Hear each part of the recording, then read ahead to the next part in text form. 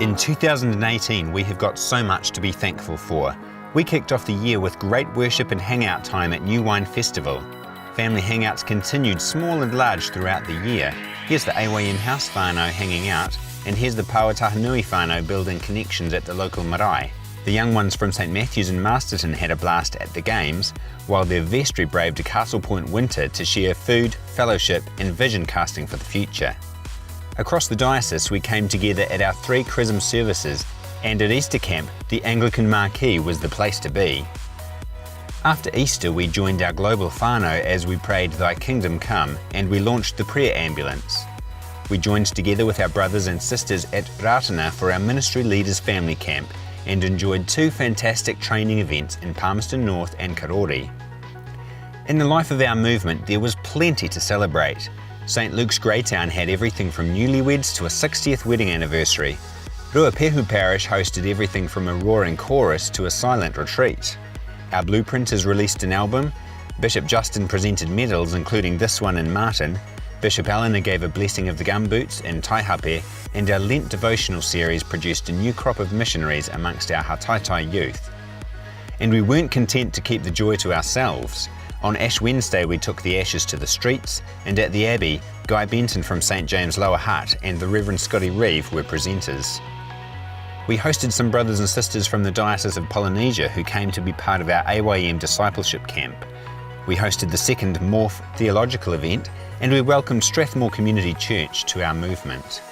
We also welcomed a bunch of new leaders, including Murray Edridge as the new Wellington City Missioner, and the Very Reverend David Rowe as our new Dean.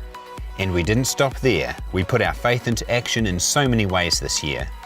The Red Cross acknowledged our work in setting up houses for former refugees, which now numbers 106 household lots in 3 years. Our Anglican schools got involved as well, and we celebrated an advocacy win as the refugee quota increase was announced.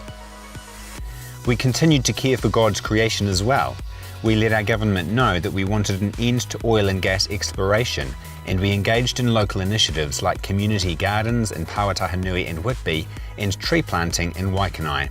We also worked to reduce waste at events like Team Training Day in Palmerston North, and to promote the waste reduction message at fantastic events like the Cathedral's Sustainable Fashion Show for Kids. Our journey with the last, the lost and the least continued in many different forms. In Nainai, we established a trust to develop housing for those who really need it. In Porirua, one of our chaplains sent a library in a box to theology students in Papua New Guinea. In Wellington, our St Peter's and Chinese mission teams joined together to reach the Mandarin-speaking community, and in Newlands, some savvy parishioners took advantage of the bus system changeover and raised nearly $8,000 for the local food bank. We joined in the fight for a living wage and celebrated when both Wellington and Hutt City Councils became living wage employers. Our AYM crew blazed a trail on the Oxfam Trailblazer fundraiser, and our Synod dinner raised $8,000 for Trade School Kitchen. We ordained 3 new deacons this year, and their work continues. The Reverend Chris Fraser is representing us at a high level in the fight against trafficking and modern slavery. The Reverend Linley Webster is building community around Wellington's Free Store, and the Reverend Amber Leonard Schoss is giving a sense of whānau to young people who need it. God is truly at work amongst us. Let's be full of thanks and praise as we look forward to all that He will do in the year ahead.